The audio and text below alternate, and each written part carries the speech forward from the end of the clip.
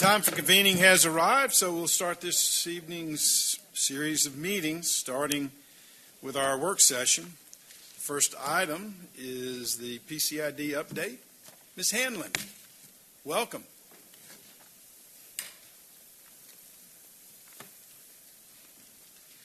Thank you, Mayor Paul. Good evening. Thank you so much for having us here. Thank you so much to the council and especially to council member and also Fulton PCID board member John Paulson. Really appreciate it. We have not been before you in quite a while to give an update on the CID, so I appreciate the time to run through these slides. And the way that we've approached this update is to kind of give you an update on where we stand since the CID boards have been through a recent project prioritization process. Since our last master plan was done before COVID, and an update was done immediately prior to COVID, so it was kind of time to update that project list in sort of this post-COVID world, especially in the perimeter office market. So what you're going to see on the following slides is representative of the priorities of the Board of Directors over the next 5 years and where they have allocated dollars in our project cash flow, sort of in these big categories or big buckets of projects. So, can we advance to the next slide, please? So first, I'll start first with the big one, and you're all aware of this. I've been before you to speak on this. This was and still is a big priority for the Fulton PCID Board of Directors and also the DeKalb PCID Board of Directors. And this is doing an aesthetic upgrade to some of the bridges that are adjacent to the CID area. In total, within the CID and also within the city of Sandy Springs, there are 4 bridges that we would like to upgrade with the city's partnership and with, of course, the Department of Transportation's partnership. Those 4 bridge structures are Johnson Ferry and Mount Vernon that are both over 400, and the Glen Ridge Connector and Hammond Drive over 400. Now, these are two separate bullets because 2 of them would hopefully be done during the GDOT's MMIP process, and the other 2 would be done via an encroachment permit later in the process. And we've got a couple of pictures. I'm certainly happy to take any questions, but I wanted to make sure that you saw these images.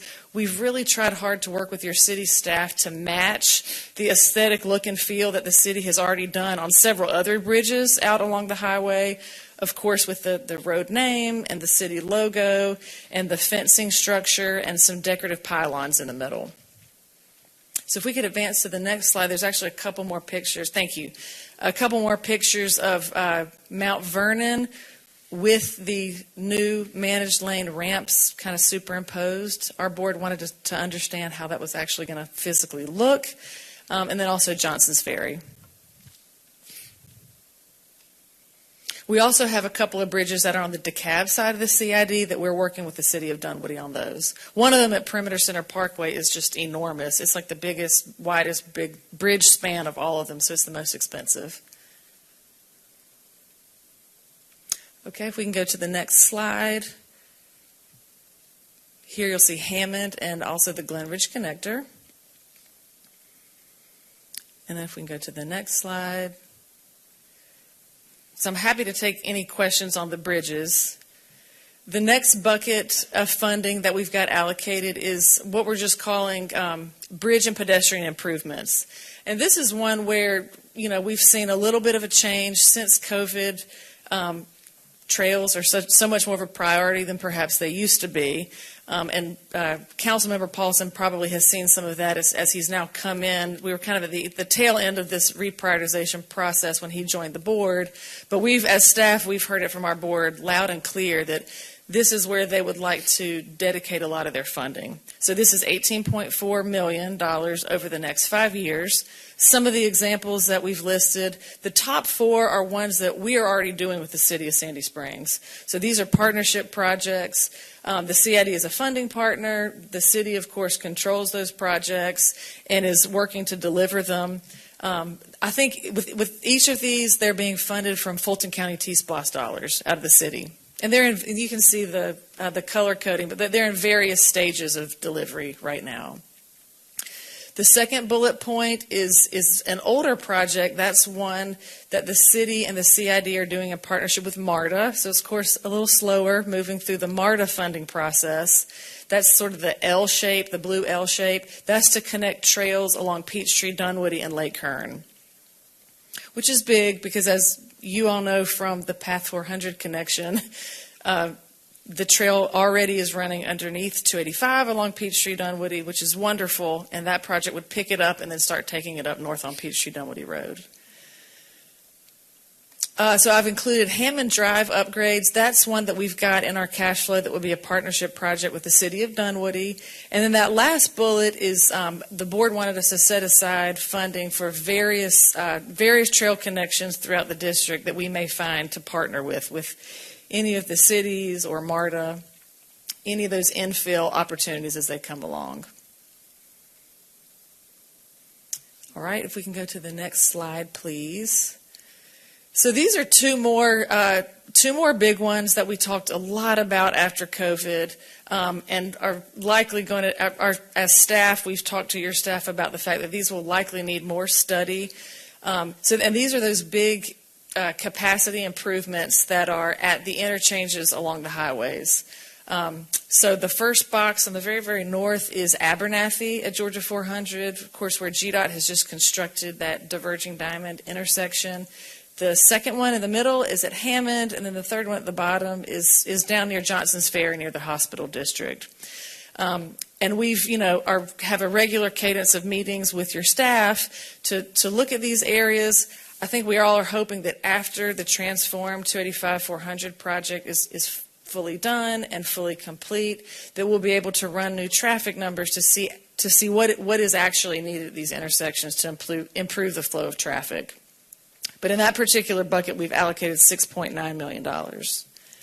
And then going down to the local intersection improvements, we've allocated $8.2 million. Again, these are 5-year numbers that we've allocated.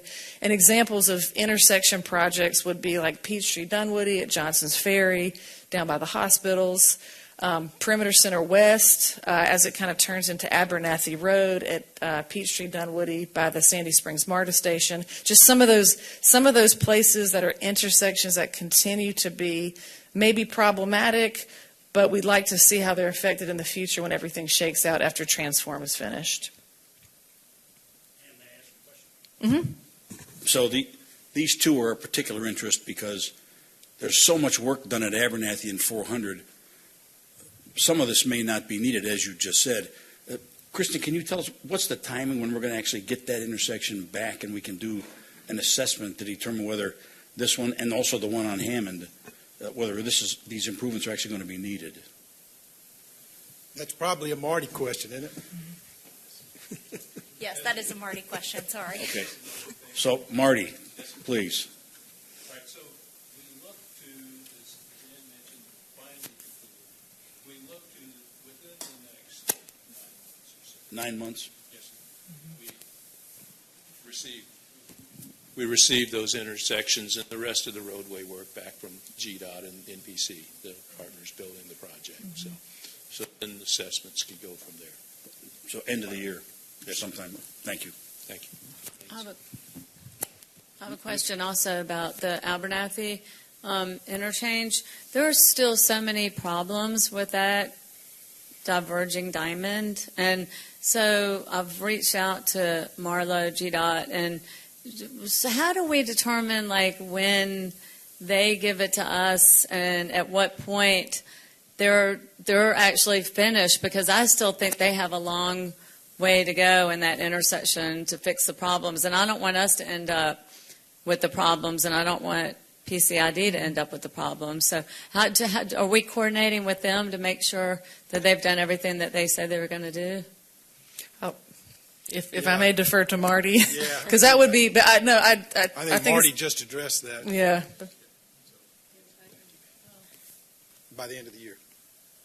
Well, I know they're going to give it to us by the end of the year, but are we going to make sure that they've accomplished everything that we want them to? Because it's still a little complicated, that intersection. Well, so I'll qualify what they'll get accomplished before they close out the project with whether or not we've identified a problem that we may need to work further with GDOT on.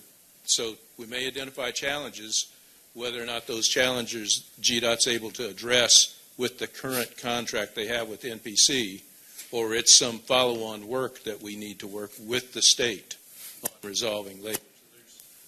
So there's a couple of different outcomes that come from the fact that we're identifying challenges to GDOT right now, Councilwoman. To include either fix it now, if that's possible, or address it later with looking at cooperation from GDOT as well on that.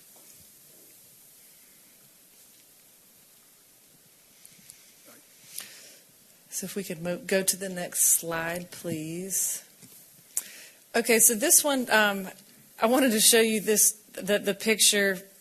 Since COVID, one of the things that I know that the council is certainly aware of is a dip in transit ridership, across Metro Atlanta, across the country, really. And the perimeter area has always been served by 4 express bus routes, these big commuter buses that come into perimeter from other parts of the region, from Gwinnett County or Forsyth County, Cobb County, and Rockdale County. There are cuts that are coming to that service. And so one of the things that the CID is working on is a pilot program to launch I feel like this was kind of a thing from the past. Now we're relaunching a van pool program to really substitute for all those riders that were depending on Greta Express buses to get into the perimeter market that are now, as of June 1st, 3 of those routes will be totally eliminated. And so those are people that will be perhaps left with no other way to get into work. There are van pool subsidies that are available, so you can set up a van pool that's coming from your neighborhood, coming into work. That's already available. What the Perimeter CID is doing is providing an additional subsidy. So on top of the subsidy that the ATL Link Authority, state agency, is already offering to riders and commuters, we're offering an additional subsidy. And by virtue of offering that, we are hoping we will get the opportunity to actually brand the vehicles so that they have, our name on the side, and that we have some access to those commuters so that we can sort of offer ongoing assistance to them. So that's the goal. That's what we're working on. But I wanted you to just sort of see the mock-up of what we're currently working on. It will be a white vehicle, likely a Nissan Pathfinder. And the commuters that are on those bus routes have already been notified that their bus route is going to be ending. So in this bucket of funding, this $4.3 million over the next 5 years, that's what we do to fund all of our what we call TDM work, Transportation Demand Management. You've probably seen, we call it Perimeter Connects. That's just the brand of the program that we use. So we do discounted MARTA passes. We do sort of helping people figure out how to navigate MARTA. And now this van pool program will be like a new offering that hopefully after June 1st we'll be able to offer to commuters coming into the district.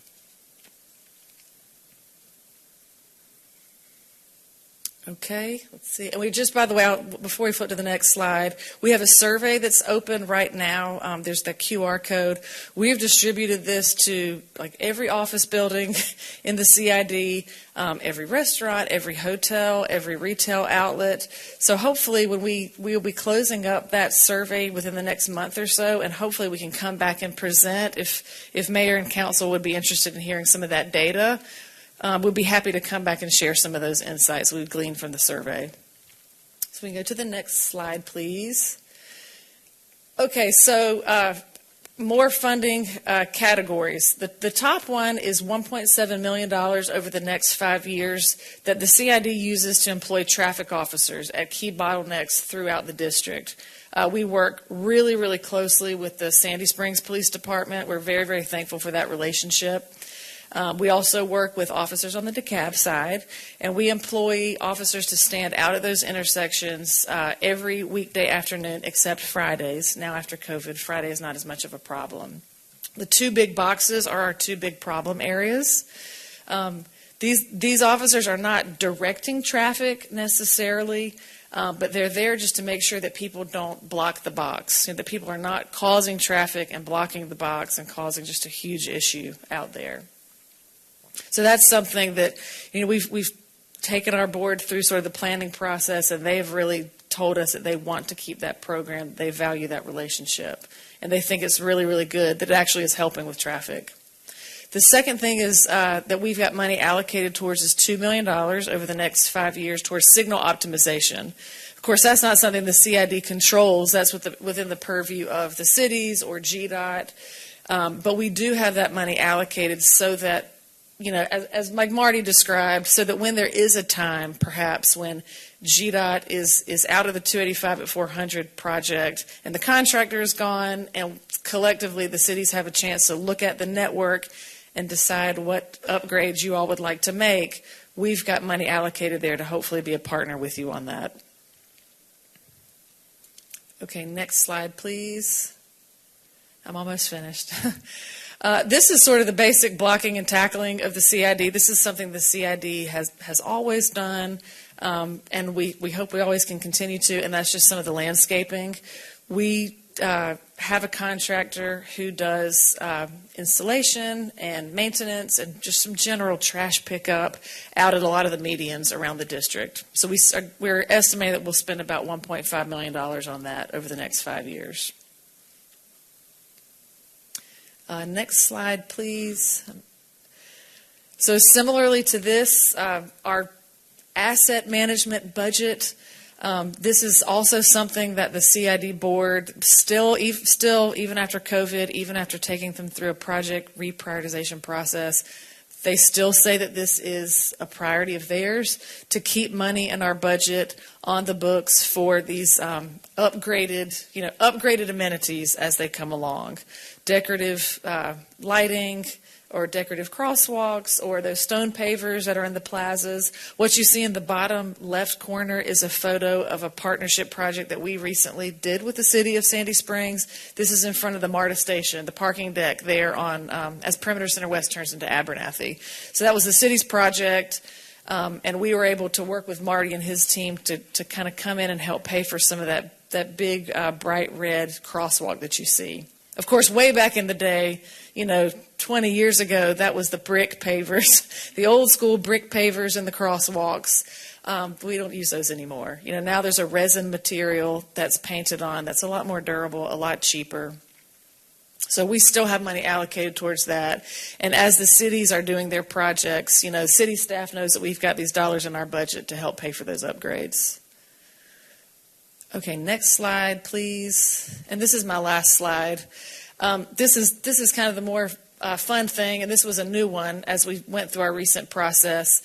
The board, what you see on the top is a mural that we worked on with MARTA and the city of Dunwoody at the Dunwoody MARTA station, which was wildly popular. People liked it. It provided a bright spot in what was otherwise a pretty dull-looking concrete corner. The picture you see underneath that is actually inside of that station. We hired a mural artist to do that. So our board has told us as staff they would like to see more of that. They would like for us to work with your staff and staff at the cultural arts organizations to come up with places to do this.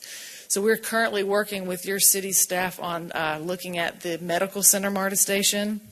There's a huge walkway that's just a big concrete plaza that's pretty gloomy. So we're working with MARTA and the city to decide what, if anything, could be done there to brighten it up with paint or with art or with something. So we've got these dollars allocated. And then the last is our communications program. That's what you see a lot coming out with our social media feeds and our newsletters. And if you'll go to the very, very last slide, we're hosting an event in a couple of weeks. That is funding this effort. We're happy to have Mayor Paul on the docket to be a speaker right after Commissioner McMurray to kind of talk about how investing in infrastructure is sort of contributing to the revitalization of the district. So we're excited about it. We'd be happy to have any of you if you'd like to attend. And that's it. That's my last slide. I'm happy to take any questions. And thank you. This is a very informative and great presentation. We like to see what you're doing, and we really do appreciate the relationship and the partnership that the city has with the CID. I think we're working together better than we've ever worked before. We're making some real good progress in a number of areas, and I want to thank you for your leadership. Thanks to the board, including reluctantly Mr. Paulson. No, John he keeps us informed and doing a great job. Any questions? All right, thank you very much. We Thank you, appreciate Mayor. it. Thank you. Yep.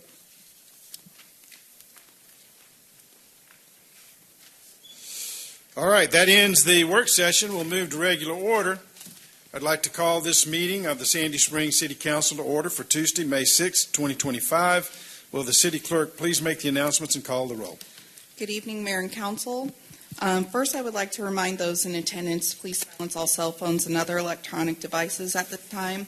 Also, individuals who would like to provide public comment at a city council meeting are required to complete and submit those public comment cards in advance of the meetings.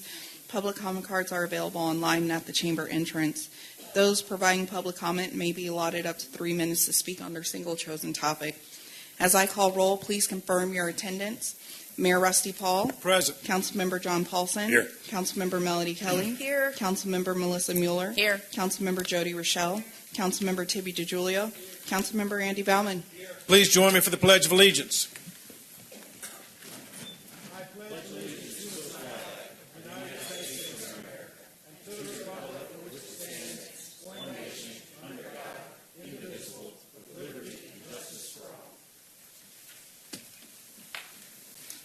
Madam Clerk, do we have any public comment cards?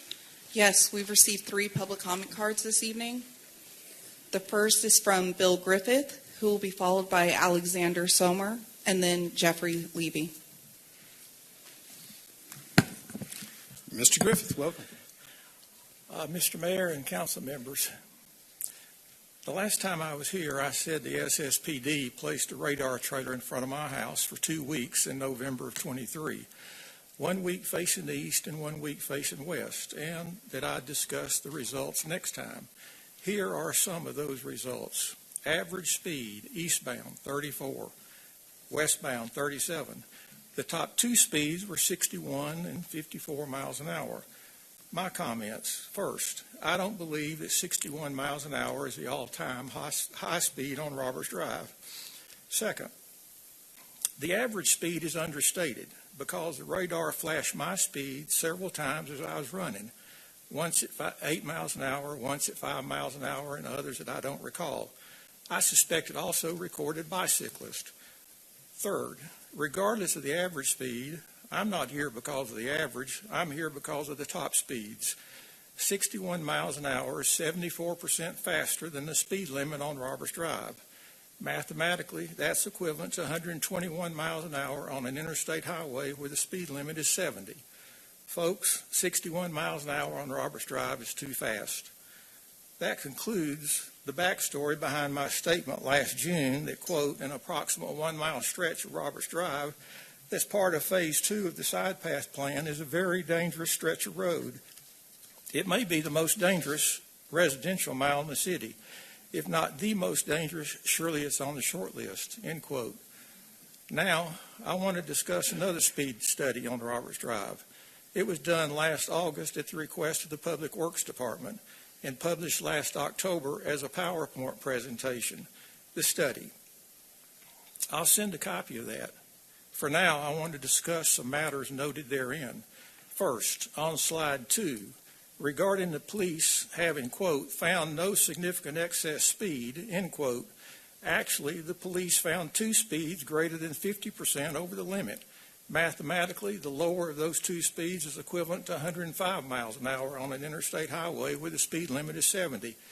To me, that's significant excess speed. Second, on slide 5, at findings, quote, 85th percentile speeds were 8 miles an hour over the speed limit. Qualifies for traffic calming devices like radar speed feedback signs, end quote. And there were, quote, 64 pedestrians, end quote, one day. Here's an unpublished finding. In a staff member emailed to me on October 28th, I was told that the average number of vehicles was 4,144 a day. My comments. A, it's not the 85% of drivers on Roberts Drive that give me heartburn. It's the upper echelon that do. And I'll finish this next time. Thank you. Mr. Griffith, we look forward to it. Mr. Somer.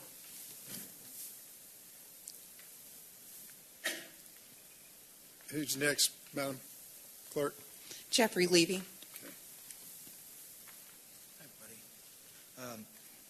Alex Sommer, 1503 Tree Lodge Parkway, Sandy Springs, 30350.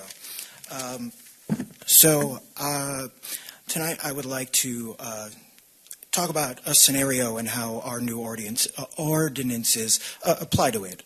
So what I mean by that is Georgia, the state of Georgia in 2022, our delightful Governor Kemp signed laws that you can now open carry without a permit. Now, to me, if I see somebody carrying around a godless killing machine, I interpret that as intimidation and harassment. So if somebody who is practicing their legal Second Amendment rights within 8 feet of me and I tell them to screw off, is that a crime? Because according to the ordinance, it's a crime. But according to the laws of the state of Georgia, they are not committing a crime. So I feel like that is a really big distinction that we need to discuss. Because to me, anytime I see a gun, I freak out. I've had issues in the past, and I'm not here to talk about gun policy. It's more about how we are creating ordinances that contradict, wonder when these situations play out. And I guarantee you, if I get someone with a gun within 8 feet of me, I am using my rights under this ordinance. It's going to happen. So we'll look out for that. But I just want to know how these situations would be handled. It's like on my own property, your Second Amendment rights don't exist because it's my own personal property. But outside, I don't have that benefit. So I just want to know at that point, what do we do? If you take that to court, who wins? Am I in the right because of these ordinances, or somebody else in the right because of legal open carry? Those two are unresolvable.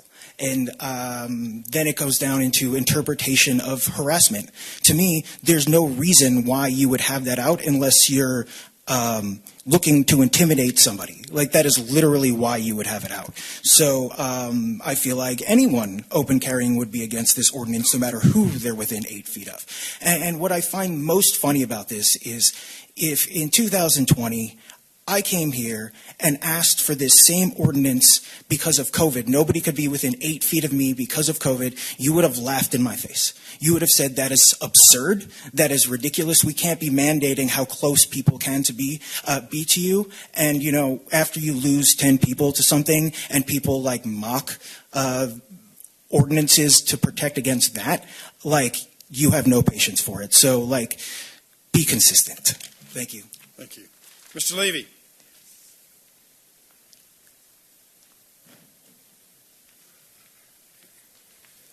All right. Good evening, Mr. Mayor, council members. I'm Jeffrey Levy, as you know, owner of Apothecary ATL, a hemp store down the road from here. Recently, the council allowed us the opportunity to rent the Williams Payne House. But what I'm here for tonight is to ask you to amend the usage clause and allow us to sell some hemp products. We've been here in Sandy Springs going on 6 years now, and we've been very helpful to the residents of Sandy Springs, helping them with plant-based medicine rather than the alternative of pharmaceuticals. We help many people with pain and inflammation, with sleep, anxiety. We offer them a very clean environment and a very clean product. Everything we sell is completely federally legal as well as Georgia legal. Everything is lab tested and it's a very clean product. And so in that way, I'm asking you guys to please help us and allow us to sell some of the hemp products in the new premises so that we can continue helping the people of Georgia and of Sandy Springs. Thank you, Mr. Levy. Thank you. Yep. Appreciate it. Thanks. Any further? All right, we will close the public comment period. Is there a motion to approve the meeting agenda? Mr. Mayor, Mr. DiGiulio. I move approval of the meeting agenda for Tuesday, May 6, 2025, with the following addition of following the consent agenda. The mayor may read and issue a proclamation. I have a motion by Mr. DiGiulio. Is there a second? Motion by Mr. DiGiulio, seconded by Mr. Paulson, that we approve an amended agenda as printed with the insertion of a presentation after the consent agenda. Any discussion? Hearing none, we'll call the question. Is the questions on the amended meeting agenda? All in favor of the motion say aye. Aye. Opposed, no. The meeting agenda is approved. Is there a motion to approve the consent agenda? Mayor Polly. Ms. Rochelle. I move that we approve the the consent agenda, for May 6, 2025. I have a motion by Ms. Rochelle. Is there a second? Second. Motion by Ms. Rochelle, seconded by Ms. Mueller, that we approve the consent agenda. Any discussion? Hearing none, we'll call the question. The question's on approval of the consent agenda. All in favor of the motion say aye. Aye. Opposed, no. The consent agenda is approved. Now moving to presentations. I have a proclamation to read tonight. It is Water Safety Month 2025. Whereas drowning is the leading cause of accidental death in children ages 1 to 4 years in the United States. And whereas drowning is the second leading cause of accidental death in children ages 5 through 14 in the United States. And whereas all reviewed drowning deaths for children in the state of Georgia reported as preventable in the most recent Georgia Child Fatality Review Panel annual report. And whereas collaboration among government agencies, nonprofit organizations, schools, and community stakeholders is essential to effectively address water safety challenges and promote a culture of safe swimming and recreation. And whereas learning to swim and understanding water safety practices are crucial life skills that can save lives and prevent tragedies. And whereas promoting proper supervision, barriers, and emergency preparedness can reduce the risk of drowning incidents, especially among children and inexperienced swimmers. And whereas National Water Safety Month, designated as the month of May, aims to raise awareness about the importance of water safety education and drowning prevention measures. And whereas the Atlanta Water Safety Coalition seeks to use the platform of National Water Safety Month to elevate opportunities for swim lessons, water safety education, lifeguard training and recruitment, and CPR certification provided by coalition partners. Now, therefore, I, Russell K. Paul, by virtue of the authority vested in me as the mayor of the city of Sandy Springs, do hereby proclaim May 2025 as Water Safety Month in Sandy Springs, Georgia, given under my hand and the seal of the city of Sandy Springs, Georgia, on this, the 6th day of May 2025. Now, I know we've got some people here to receive this, so I'll walk up there. And Mr. Paulson, you were responsible. You want to have some words? Thank you, Mayor Paul. This was brought to my attention by Craig Sears, who is involved with the Greater Atlanta Water Safety Alliance, who brought it to my attention this morning. And the proclamation is good. Anytime you can waterproof young people, everybody's safer. So thank you for bringing it to my attention. And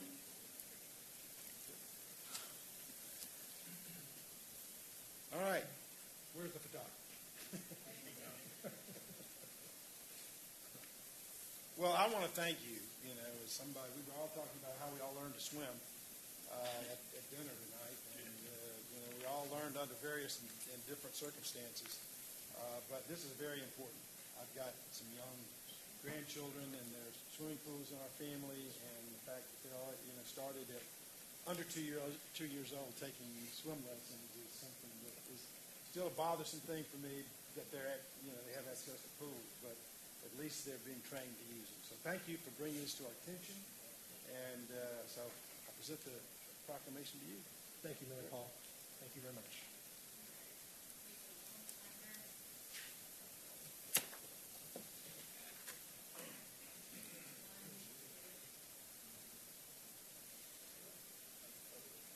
All right, thank you. Thank you. Appreciate it. Oh, okay. All right, thank you. Thank you, Mayor Paul. We appreciate your. Appreciate it. Thank you, Greg. Really appreciate it.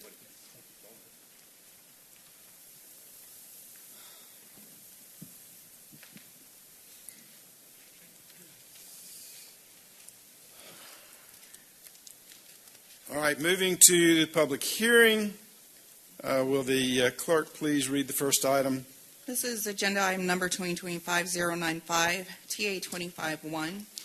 Consideration of an ordinance to amend the floodway encroachment standards of the Development Code in Section 9.5.3E to allow for encroachment of fence structures in certain circumstances, presented by Planning and Zoning Manager Michelle McIntosh Ross. Ms. McIntosh Ross. Yes, greetings, Mayor and City Council. I am here with this text amendment, TA-25-1, for your consideration of an ordinance to amend the floodway encroachment standards of the Development Code in Section 9.5.3.e to allow the encroachment of fence structures in certain circumstances. Planning Commission did recommend approval, and staff recommends approval. This amendment will allow certain fences to be permitted within the floodway and promotes and provides standards for the encroachments into the floodway. Here in Section 9.5.3E, entitled Floodway Encroachments, we edited number 1 to establish that fences are not ordinarily allowed, and created number 3 to state the parameters or the certain circumstances for which a fence can be permitted. Some of these stipulations include the openings between the fence slats or posts must be sufficiently spaced to allow the free flow of water and or debris. Also, posts must be anchored appropriately to prevent flotation or dislodging, and the fence structure must have an approved no-rise certification before it can be approved. And this is just FEMA's definition of floodway. The picture that I'll show really demonstrates what that paragraph explained. You can see on the image the extent of the floodplain and the flood fringe, and then in the middle, closest to the channel, is where you have the floodway. On February 4th, at a Mayor and City Council work session, you instructed staff to pursue the exploration of this text amendment. Staff prepared the language and processed it through the required public hearings. The Planning Commission heard the proposed amendment at their March 19th meeting and recommended approval. It is also staff's recommendation to approve this text amendment. And that is the presentation. All right, you've heard the report of the Planning and Zoning Manager. Do we have any public comment cards? We'll close the public hearing. What is the desire of council? Mayor Paul, Mr. Paulson. I move approval of agenda item 2025-095, TA 25-1, an ordinance to amend the floodway encroachment standards of the Development Code in Section 9.5.3E to allow for encroachment of fence structures in certain circumstances. We have a motion by Mr. Paulson. Is there a second? Motion by Mr. Paulson, seconded by Ms. Rochelle, that we approve agenda item 2025-095, an ordinance to amend the floodway encroachment standards for the Development Code in Section 9.5.3.e, allowing for encroachment of fence structures in certain circumstances. Any discussion? Dr. Kelly. Thank you for the presentation. I have a question around insurance implications. Did you all, I'm sure you did, but to what extent did you all explore the impact this will have? So with the, and correct me if I'm wrong, so with the requirement to have the no-rise certification through FEMA, that is an approval through FEMA, so that takes care of any implications with insurance. Okay, great. I know when I saw this last, I can't quite remember how long ago that was, we discussed the possibility of maybe seeing a picture or something to get an idea of, just to be able to get a sense of what type of fence would be allowed. Okay, yeah, I don't think we have a picture, but maybe a description. Good evening, Mayor, members of City Council. Jesus Davila, Land Development Manager here at the city. Dr. Kelly, to your response, we really don't want to do that because, as you've noted in the presentation, we really want the design functionality to be on that professional engineer to provide us site-specific information. So if we try to provide you some generalities, it makes it more difficult for us to really, stick to the point of this, which is each site has unique circumstances. Each one has to be reviewed and analyzed by the engineer. The engineer then provides it to staff. Staff then determines, yes, this will actually meet the intent of the code. Okay. And will we be at risk, should there be a flood of, I don't know, things piling up at the fence? Is that still a risk, or are we dealing with that? So that's where we do take that extra step in the ordinance that says they have to do that analysis to make sure that we have that free flow of water.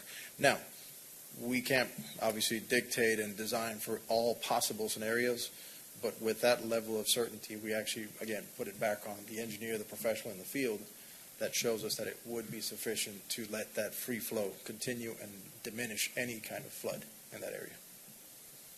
Okay, thank you. Any other questions? Mayor Paul. Mr. Paulson? Thank you, and thank you for bringing this to our attention. The whole idea in my mind is to allow people that want to have partitions of some kind along their property to have them, but yet not affect the water flow, the stream flow. And so I like the no rise requirement, which literally takes care of the problem of things pile up. If there's a way for something to pile up, it's no longer a no rise situation. And then the other thing you guys did was put the posts need to be anchored such that they can't come loose. And I thought that was a welcome addition to that. So between the two, we'll see who applies for this, but it seems to me this is a nice balance between the desire of some homeowners and the desire of the community to not have increased flood problems. Any other discussion? Ms. Rochelle? Is there a certain distance that the posts have to be? Because I think about dogs, because that's why a lot of people get fences so the dogs don't get out. And if we're requiring them to make it too far apart, then the dogs could get out. Going back to my case earlier, we do not want to design it for that specific individual. We let them provide that to us. We determine if it's functional, meets the ordinance requirements.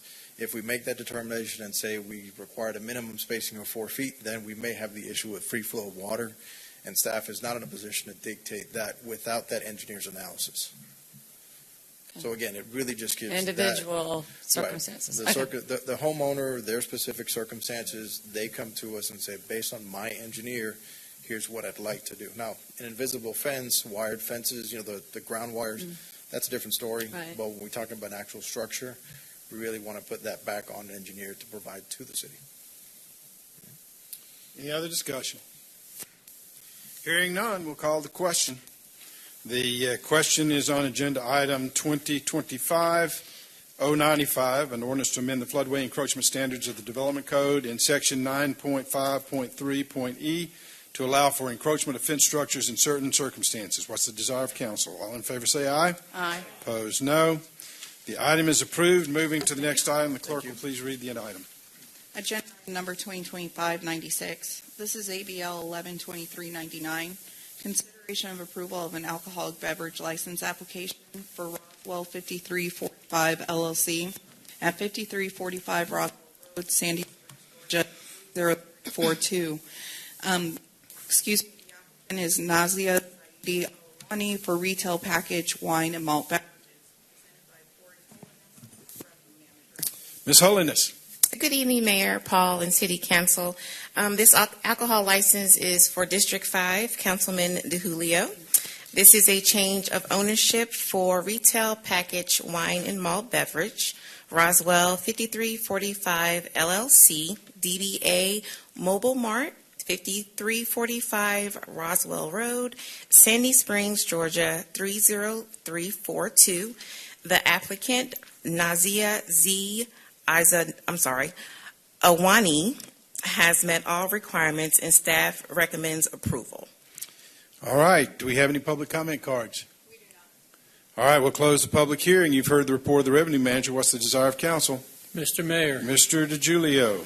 I understand that Mr. Aswani has an outstanding violation of not complying with the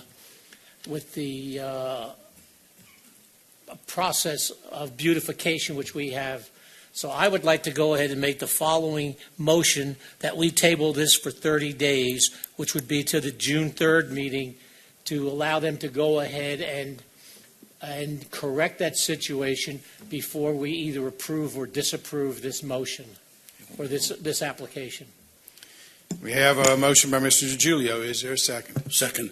It's a motion by Mr. DeJulio, seconded by Mr. Paulson. that we defer this to June what day? June 3rd. June 3rd.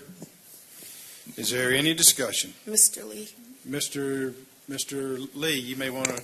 Yep, get in here. This issue was raised by one of the council members Saturday evening, and today we've had a chance to look at it and talk to staff about it. And it appears that currently that this property and this property owner are not, let me put this the right way, there's nothing to indicate that it is out of compliance at this time.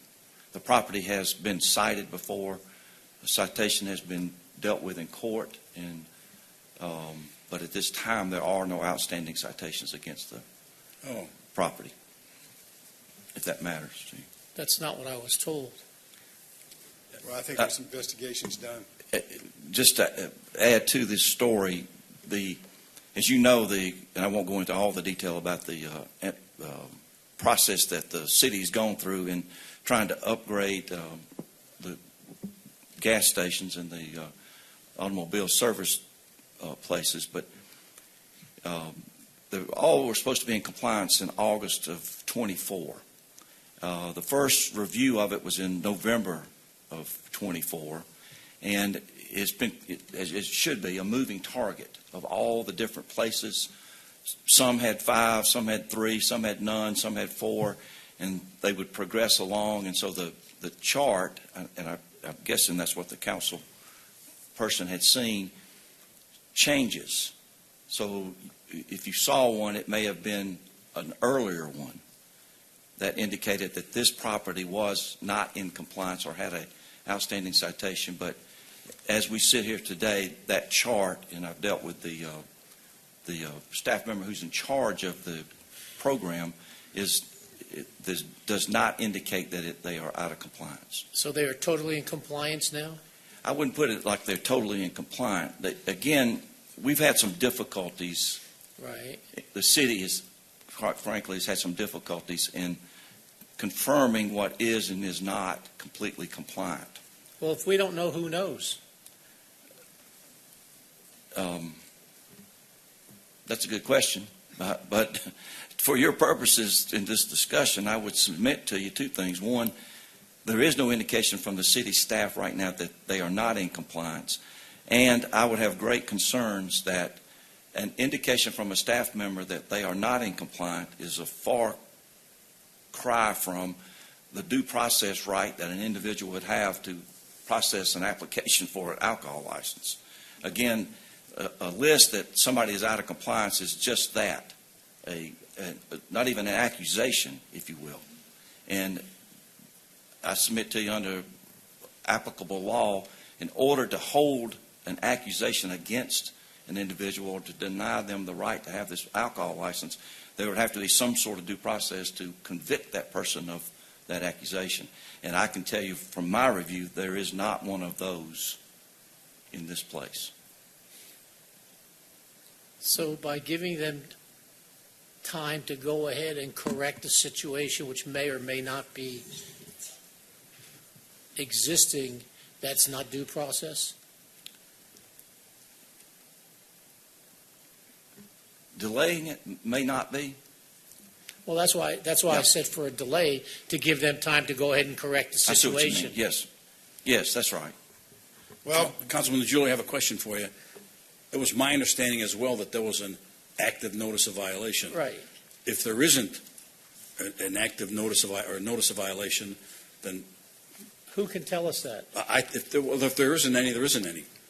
There is no notice of violation? Ian was here earlier. I don't know these. Ian Samuels is the point person, and I spent a lot of time with he and Jesus today. And I have the list that I can show you that this property is not out of compliance as of that review. So there's no notice of violation? There's no notice of violation. Before we go further, there's a lot of confusion around this, yes or no. Yeah. Mr. Lee, let me pose a question. They are operating currently under a temporary liquor license, is that correct? They are. And that license is valid until this body acts to give them a permanent.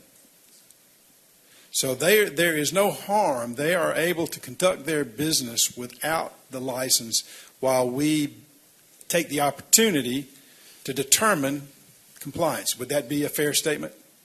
That's correct. All right, so we can defer it with no harm. They're able to do their business, and in that way, we can get a determination as to, from staff, without the confusion that we have tonight. So I will entertain the motion to leave it intact to defer, unless the maker of the motion wishes to do otherwise. And since there's no particular harm by deferring, I would have no problem doing that if that's the will of council. Well, I'd like to maintain the motion then. All right, Mr. Paulson. Fine. All right. Any further discussion? Mayor Paul. Ms. Mueller. So I do have some questions about this. Are we setting precedent by denying an application for an alcohol license because of a potential code violation? Has that been done before? Per the correction I rightfully got from Councilman DiGiulio, you are not denying it, you are deferring it. Understood, but is this deferral, is this the first time? Are we setting precedent? My question, Mr. Lee, is specific to... I got it, but he's not being injured by it, as the mayor said. So my question is, are we setting precedent by reviewing... Okay, let me take another question.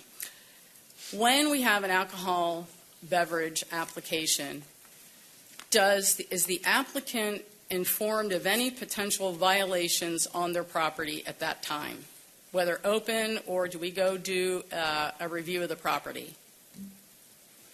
When someone applies for an alcohol license, Correct.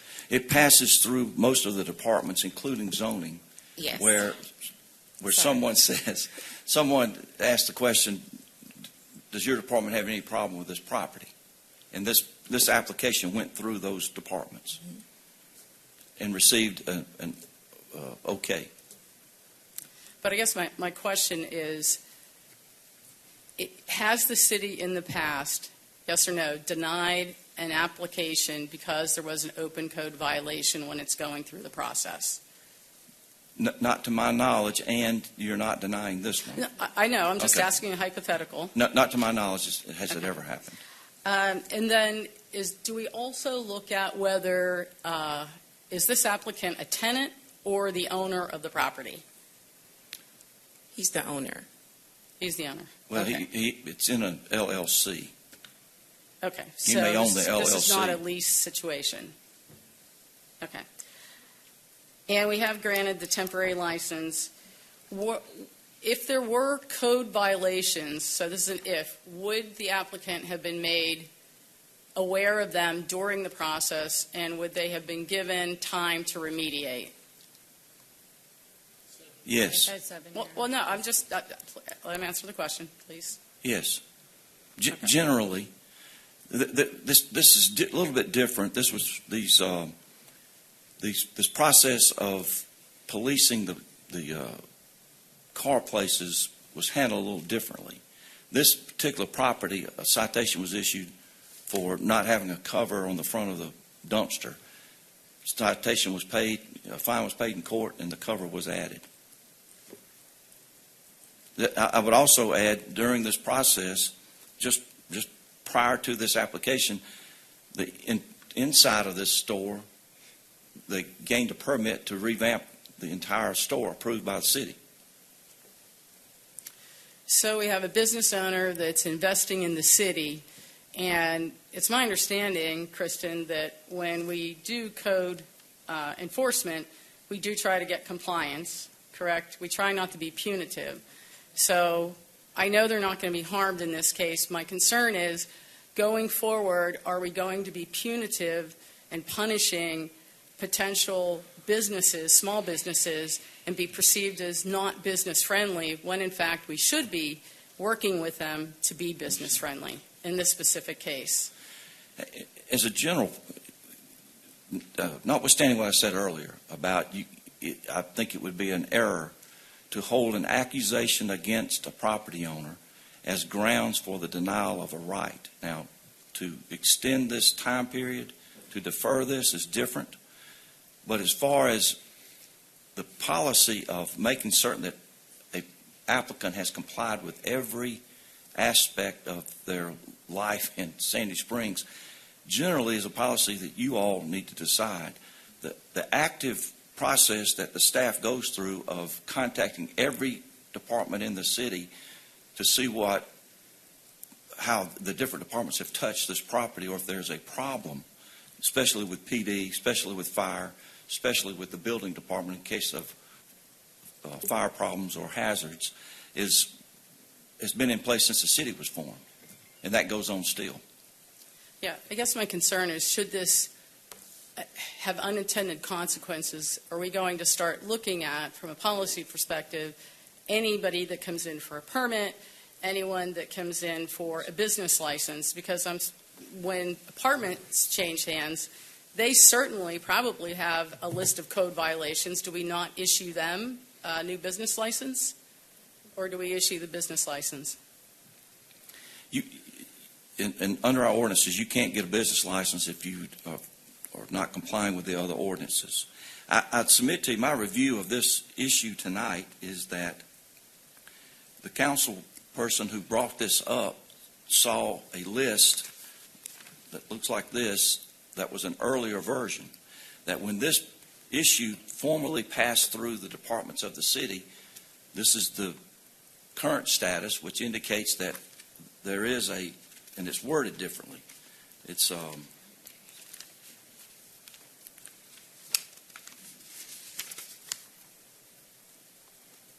it says new violations. There are none, as listed on this list. And I suspect it was a timing issue that put us in this conversation. I'm still concerned about being viewed as punitive and not being business friendly. I would fall back to this is a deferral, and back to what the mayor said, the applicant already has a temporary license and is not. Yeah, but he has a temporary license, can operate.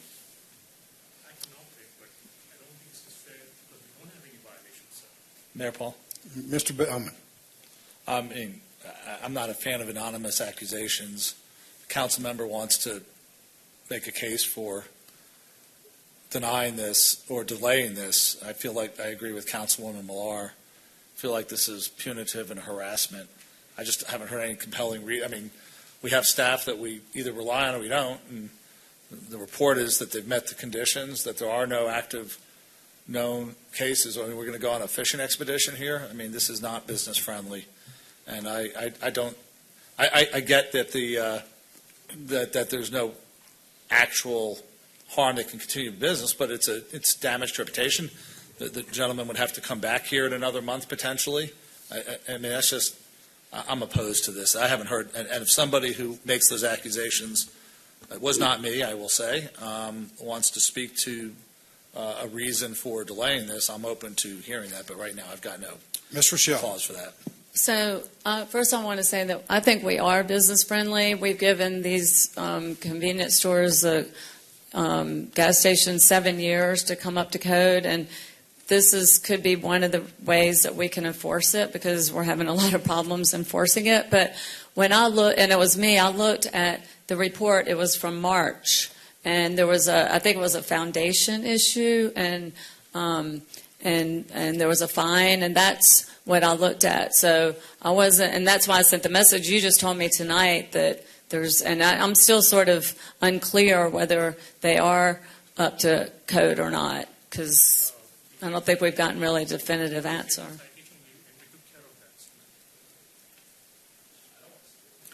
Mayor Paul, if I may. Mr. Paulson. Councilman DiGiulio, the premise behind your original motion, which I supported, was it was your understanding and mine that there was an active notice of violation out. That was the basis for the deferment. If there is no active notice of violation, then I don't support deferring it anymore. We may as well just move it along.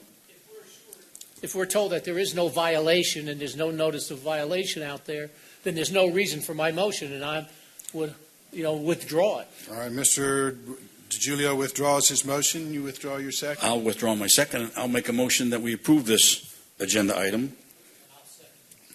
Do you need me to read it again? approval of alcoholic beverage license application for Roswell 5345 LLC at 5345 Roswell Road, Sandy Springs, Georgia. Applicant is Nazi Zaidi Alwani for retail packaged wine and malt beverages. All right, we have a motion by Mr. Paulson, seconded by Mr. DiGiulio, that we approve this item. Is there any further discussion? Hearing none, we'll call the question. The question is on agenda item 2025-096, approval of an alcoholic beverage license application for Roswell 5345 LLC at 5345 Roswell Road, Sandy Springs, Georgia. All in favor of the motion, say aye. Aye. Opposed, no. The item is approved. The clerk will, Mr. DiGiulio.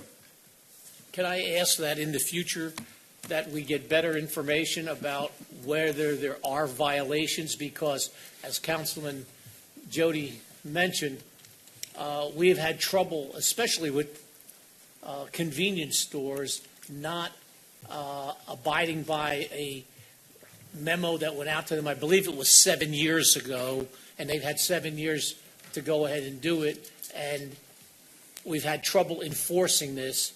And if this is, and if it's by withholding licenses as a means of enforcing it, then we should consider that.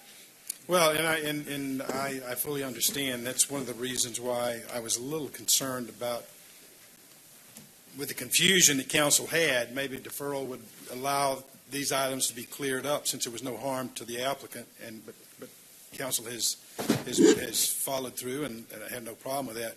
But I think that council needs to understand what flexibility it has when it comes to approving alcohol licenses where there are code violations or others. This is governed as much by state law as by our ordinance. And my only reason for considering a deferral was it would allow council to have these questions answered, clear the confusion, everybody would know what was going on. There was no harm to the applicant, but council's acted, so no problem. But I think we do need to make sure that we understand a little bit better what council can and cannot do in relation to approving alcoholic beverage licenses going forward when there are suspected or proven, at least adjudicated violations. Mayor Paul, Mr. Bell. I'd like to pose a question because she's been so good at reminding us, Councilwoman Millar, about this ordinance does not just apply to convenience stores, right? That is correct. This particular item is for all the automotive uses along Roswell Road, which is in excess of 50. Right. So we do tend to pick on gas stations, some of which need to be picked on, but I do not want to, we've already decided, but, to pit our larger problem against somebody who's here in compliance doesn't seem to be justified. So I'm glad we made the decision. There was more confusion over what flexibility council had in this matter, whether it was a liquor store or automotive use or whatever it was. I was hearing a lot of confusion, and so that's the reason I was willing to entertain the deferral. It's over, so we'll move to new business. Will the clerk please? You've got your license, sir. Please, will the clerk please read the next item? Agenda item number 2025-097. This is consideration of an ordinance to approve a budget amendment to adjust funding of the current T-SPLOST project for Path 400 and to fund a new CIP project for further construction on Path 400. Presented by Public Works Director Marty Martin. Mr. Martin. Mayor and council, good evening. I'm going to ask Mr. Johnson, our T-SPLOST unit manager, to come up in just a moment and explain the budget amendment to you. But I did want to point out before Alan gets up here, this is an opportunity, our first opportunity to formally share with you the really good news we have about funding for the Path 400 project. And as Alan comes up to tell you all about it, I want to highlight his very strong partnership and strong working relationship with the Atlanta Regional Commission and the GDOT staff in being able to pull this together. And thanks also Alan's work with Mr. Heater, who is also building your budget while we're at it and coming up with a smart way to put this good news into a budget for us. So with that, if you could, Alan.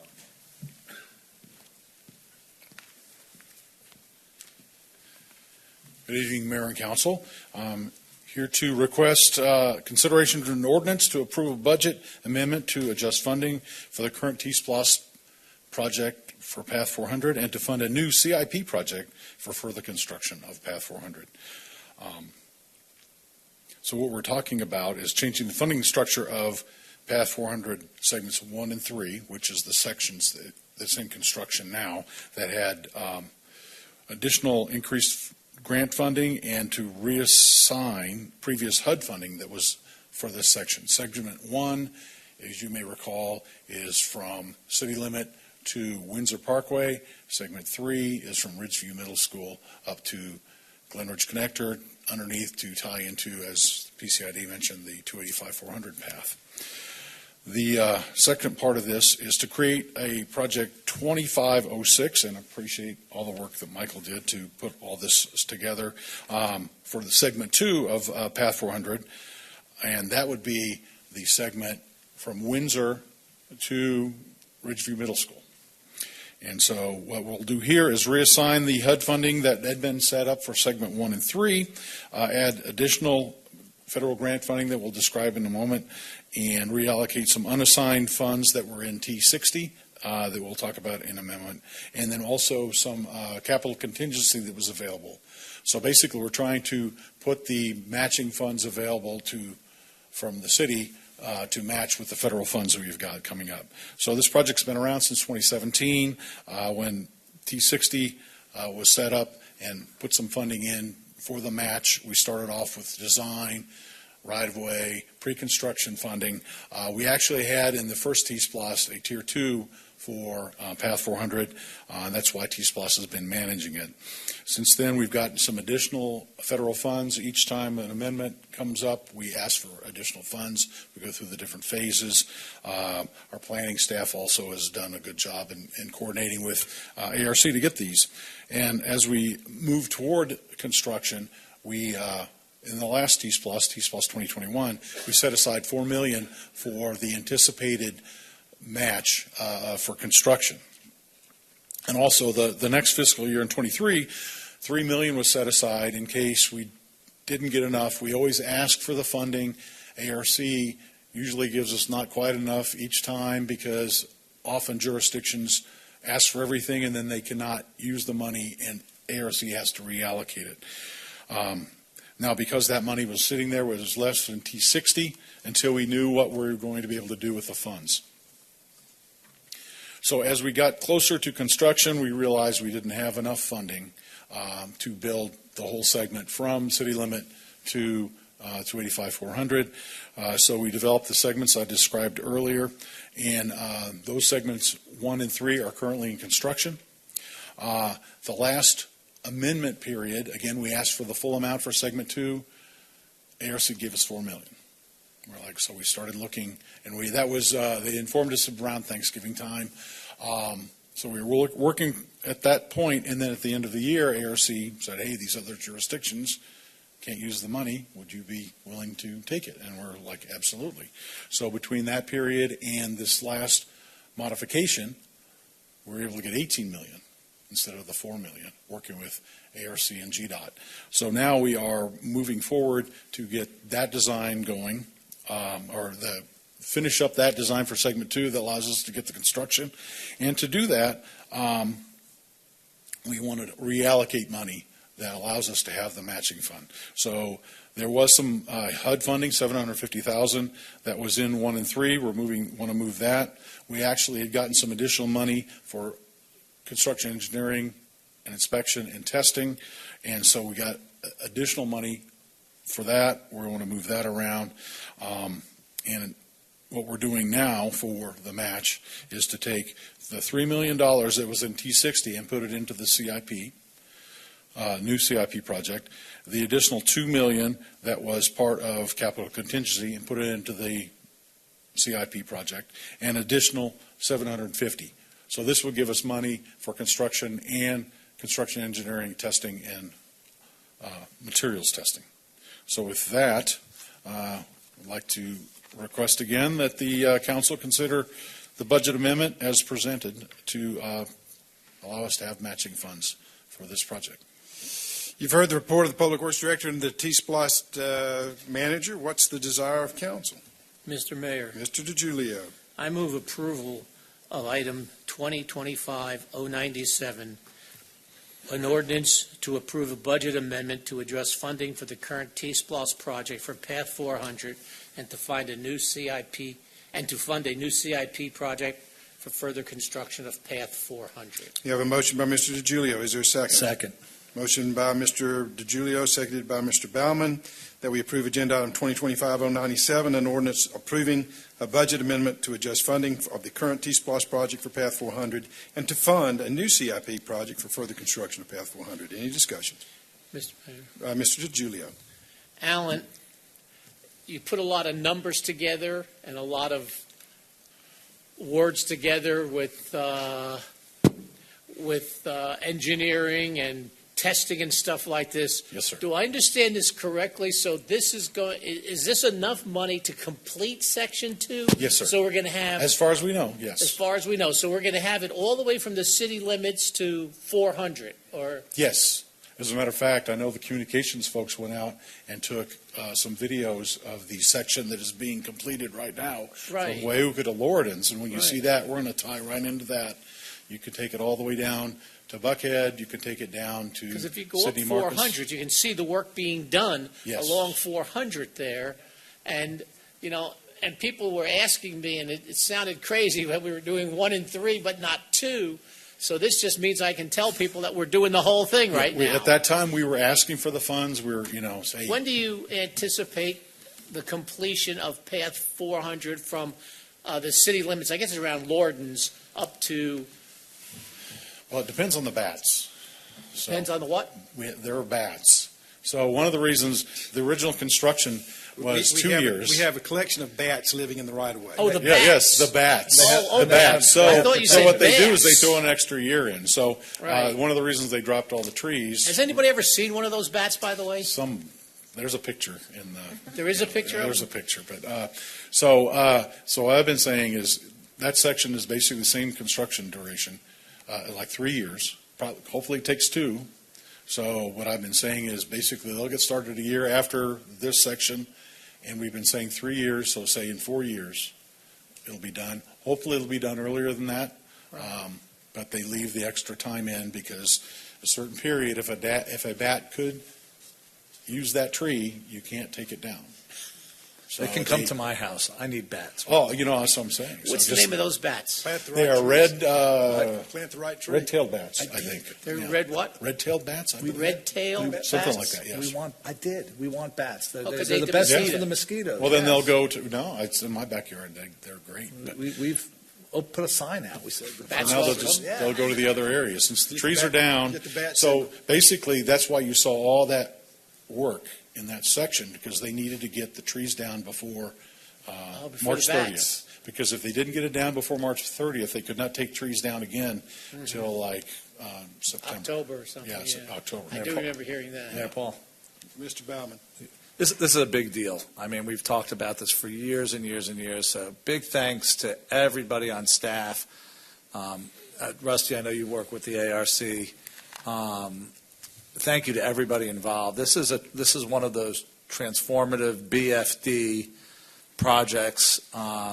This connectivity between communities and cities is what will propel our community to continue to compete for, frankly, people of every age, young families that want to go out and stroll, and seniors that want to stay active and healthy.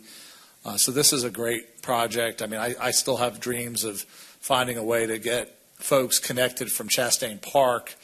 We started the Lake Forest Drive just yesterday, and getting people to Chastain, and then getting them from Chastain into Blue Heron, and then into this. This is just a great project.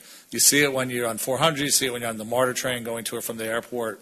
So congratulations to everybody involved. Thank you to the ARC, Rusty. And let's just, and what did we say, John? OPM? Yes. There's a lot of OPM here. No, this is our money. It's coming from a different source. It's federal. Well, that's true. Yeah. That's true. But It's still taxpayer dollars. But thank you to all involved. This is really, when you can do it's not often you can do transformative projects, and this one I think is pretty transformative. It's going to be a nice one. Well, it was, the thing is you can work at my level all you want, but without the staff being able to do the paperwork, without the finance people finding the money that we needed to match, it really was a team effort to get this funds. And when I got the notice from ARC that we had been funded, it was a great day because I knew that would allow us to complete this thing. You know, it's still just a relatively small part of our total trail network, but it's a key part because we're a linchpin for all of these regional trails. They all come together here. Whether it's this one that goes all the way down to the belt line, what we're doing out in Powers Ferry, which connects us to the Cobb network that goes to the Silver Comet Trail that goes all the way to Alabama. I may be the only person who wants to go to Alabama, but if I chose to go that route, I could get there. And then north once we get through. So this is, like 285 and 400 where everybody comes. The trail network is all of them are coming through Sandy Springs, and this is a very important milestone. And the staff who worked to make sure that we were able to qualify for it, and the fact that we're managed so well financially. Our chief financial officer, city manager, we had the resources to, when the money came available, we could step up and say, yeah, we can match it. Because this is money that other people couldn't use. And we were able to go in and say, well, sorry you can't use it, but we can. And so the fact that these things have come up, this is not the first time we've been able to go in and take advantage of money that had deadlines that needed to be allocated, and we were able to step up and collect those funds and do important things in Sandy Springs. But can't do it without the staff doing all their jobs to make sure that all the I's are dotted and the T's are crossed. So thank you all. I agree that this is a big win for our city, and I appreciate the work that everybody did to get us there. So thank you. We actually have to vote on it, don't we? Yeah, I'm getting there. You think I'm going to ignore that one? I don't want to lose that part. All right. Any further questions? Conversation. Yeah. It is a couple of miles. I mean, it's a lot of bridges and walls, and I mean, even segment 11 is like 11 walls, and it's like these trails are. It costs more to build a trail than it did the interstate system back in 1956 we're talking when like that started. $40 million worth of construction when it's all done. All right. Any further conversation? Hearing none, we'll call the question before they give the money away. The question is on the ordinance to approve a budget amendment to adjust funding of the current T-Splosh project for Path 400 and to fund a new CIP project for further construction of Path 400. All in favor of the motion say aye. Aye. Opposed, no. The item is approved. Thank you. Thank you. Will the clerk please read the next item? Agenda item number 2025-98, consideration of a resolution to authorize the donation of surplus fire hose enforceable entry door simulator to Lanier Technical College, presented by Fire Chief Keith Sanders. Chief Sanders. Good evening, Mayor and Council. Before you is a request for your consideration to authorize us to donate some aged fire hose. NFPA recommendations, after 10 years, we take it out of service. Lanier Tech can use this hose to train, but as far as just first-line firefighting, its shelf life and use life is over here in Sandy Springs. We'd like to donate it to the school, as well as there's better equipment out there for the door simulator, but they can use this one, and we feel like this is a good donation that will go to great use. All right, you've heard the report of the fire chief. What's the desire of council? Mr. Paulson. Mayor Paul, I move approval of agenda item 2025-098, resolution to authorize the donation of surplus fire hose and a forcible entry door simulator to Lanier Technical College. We have a motion by Mr. Paulson. Is there a second? Motion by Mr. Paulson, seconded by Mr. DiGiulio, that we approve agenda item 2025-098, a resolution authorizing the donation of surplus fire hose and forcible entry door simulator to Lanier Technical College. Is there any discussion? A quick question, Mayor Paul. Mr. Paulson. So, Chief, we're giving this to them as is? That's correct. Okay, so we take no responsibility? No, sir. Okay, fair enough. Thank you. Any other questions, comments? Hearing none, we'll call the question. The question's on agenda item 2025-098. A resolution authorizing the donation of surplus fire hose and a forcible entry door simulator to Lanier Technical College. All in favor of the motion say aye. Aye. Opposed, no. The item is approved. Moving to reports, I got a few things to talk about. First of all, it's Public Service Recognition Week this week, where we acknowledge the contributions of all the people who, from particularly our team, that does so much for our community, our employees, our staff, and it's a great opportunity to recognize them. And it will culminate this Friday with Employee Appreciation Day, right outside, food trucks and everything else. So everybody, staff will be there, Hope Council, and will be there to tell our employees how much we appreciate what they do for our community. We've got one of the great staffs of all times, and I am just delighted that we're recognizing them. We had the ribbon cutting. Talking about trails, we had the ribbon cutting this past week for Springway up in the North End, and very well attended. I apologize again for being late, but we got the ribbon cut. So it's open and available to everybody. I was coming back from the Georgia Municipal Association Legislative Policy Council and Board of Directors meeting. We talked a lot about development and redevelopment. There's been some frustration that some of the problems we've had. And it's clear that this has become more of a statewide issue. And one of the things we talked about is, and I was able to get, hopefully, in June when we meet, they'll add this to the economic development policy of GMA. We need some transferable tax credits to help stimulate downtown development in situations like we faced, where we can't put money into the pot because of the gratuities clause. But if we had transferable tax credits to stimulate downtown development, then those would be transferable, could be sold, like movie tax credits are sold, to help finance some of these things. So we spent a lot of time talking about that. It's been added to the proposed policy changes at GMA, and that's what they will focus on their legislative agenda. So just trying to get some more tools for us to do some of the things that need to be done around here. It won't be a lot of money. I envision it something about $100 million with each city that applies and is successful in getting it being capped at around $5 million or maybe even a little bit less. It just adds a little bit of cash to the process when these projects are on the cusp. It needs just a little bit of oomph. And we can't write the check, but through transferable tax credits, we might be able to do that. So we'll continue to work on that. I had an opportunity to speak at the Memorial Day for Weber Academy, the Israeli, it's their equivalent of our Memorial Day. And it was very moving for me. I mean, these things are always moving, but they honored a lady by the name of Amit Man. She was murdered in Kibbutz Be'eri, which is one of the places that I attended when I visited last year. One of the most heartrending situations I'd ever been in. She was a medical assistant tending to the wounded in the kibbutz, and she was shot in the clinic. I saw the bullet marks in the wall, but more poignant was the phone call that was recorded as she called her family to tell them that she was going to die and to say goodbye. And I don't speak a word of Hebrew, but I didn't have to know the emotion that young woman was going through and the fear in her voice. And then to be there when she was honored this week was just, it was very, very emotional to me because I was there and saw the aftermath of it. So I can't say enough good things about what Weber did and how they handled that. It was just absolutely amazing. Also, we had the water hearing. All the orders have been, and everything's been filed. We're waiting on the judge to render a decision. Some of us sat in on the hearing.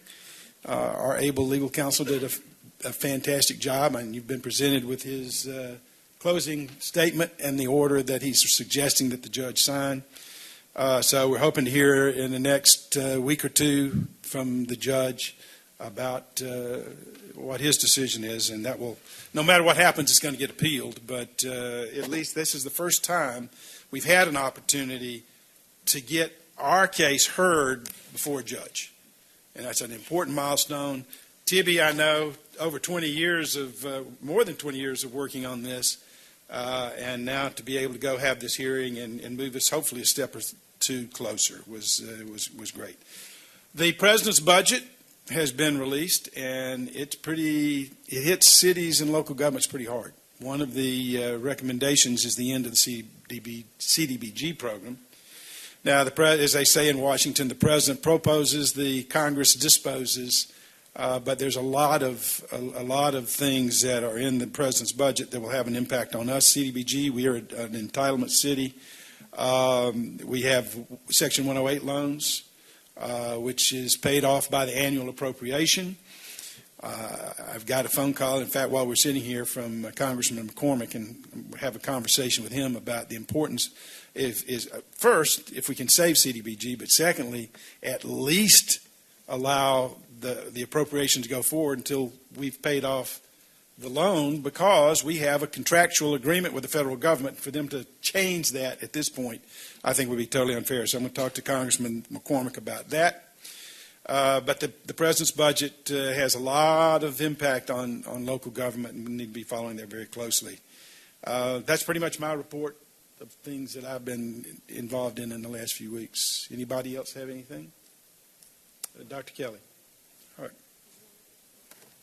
Go ahead. All right, thank you. Sunday, I want to just give a plug to the play that we currently have showing in Byers Theater, the story of Carole King, who I actually didn't know much about before the play, but I've done quite a bit of research since then. So it's really great. Encourage everyone to go see that. This past Saturday, I had an opportunity to hang out in the city of Brookhaven at their Linwood Park Day and just be in the community. That's great. I mean, I really enjoyed it. Happy to have them as partners this year for our Juneteenth celebration.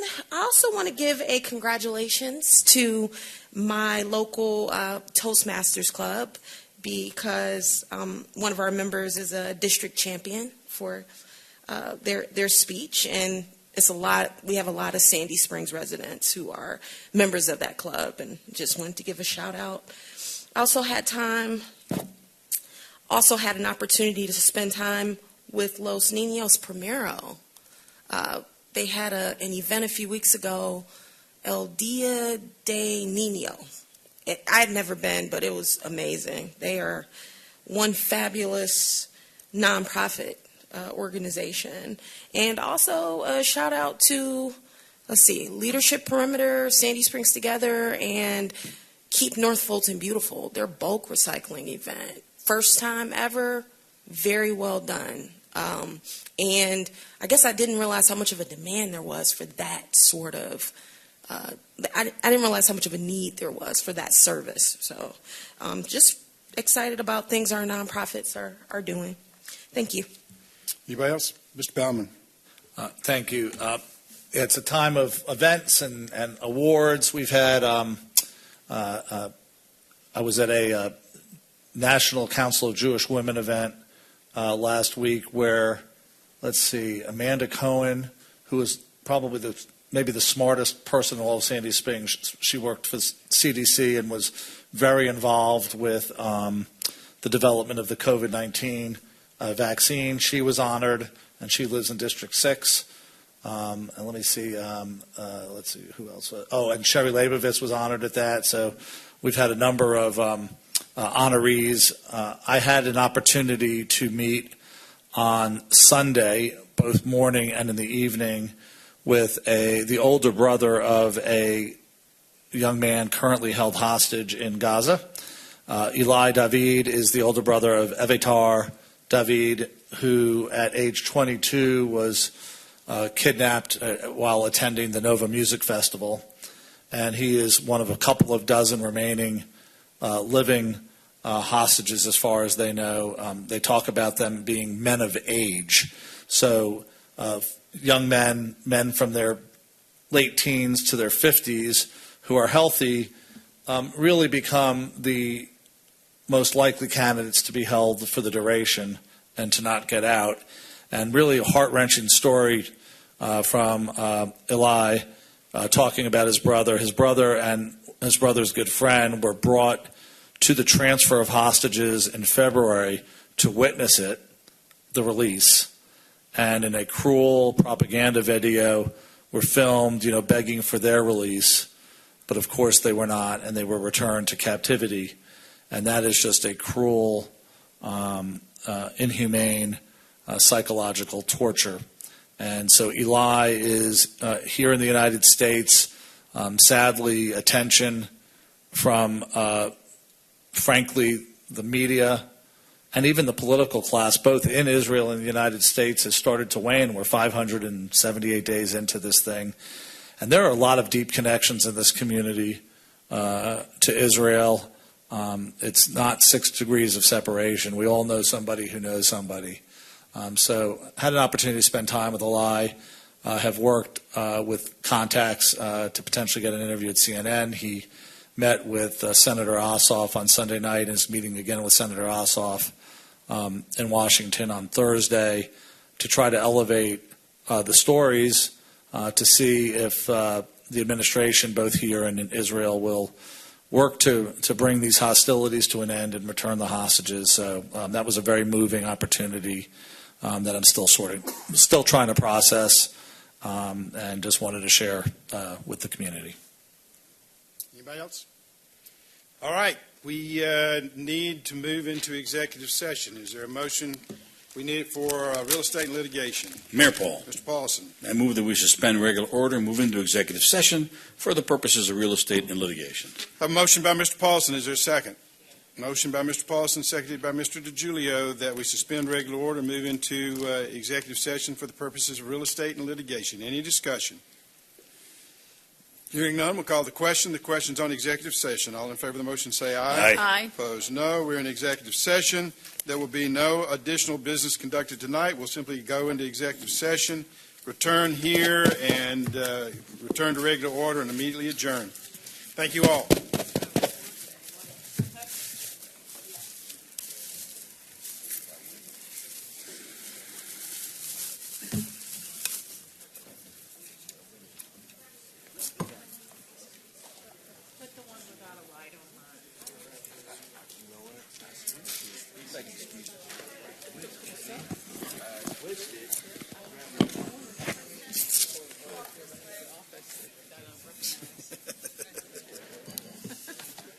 Well, the fundamental problem was, I thought it was a notice of violation against them. I just Turns out there disagree. wasn't. We don't have a policy on that, I don't think. And I think we have to get the Everybody policy. talks about it. And I get it. Let's get the policy in place.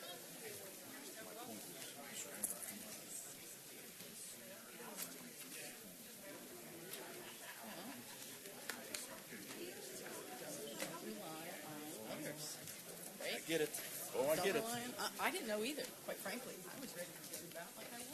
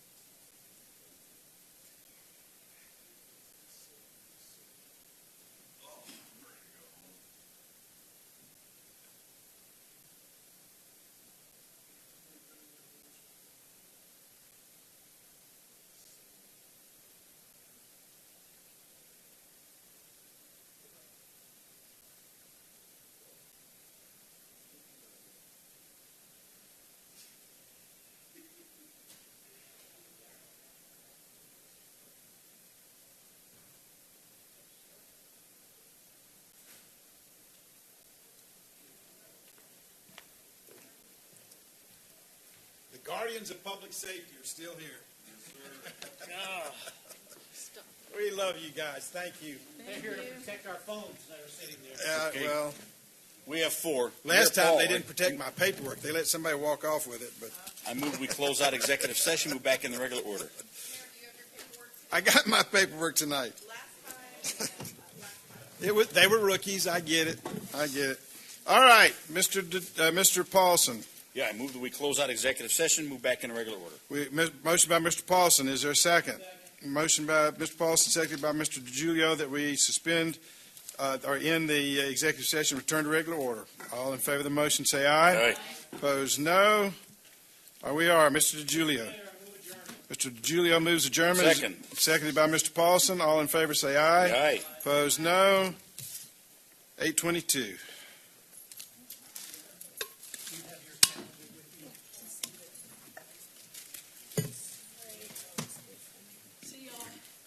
Bye. Good night.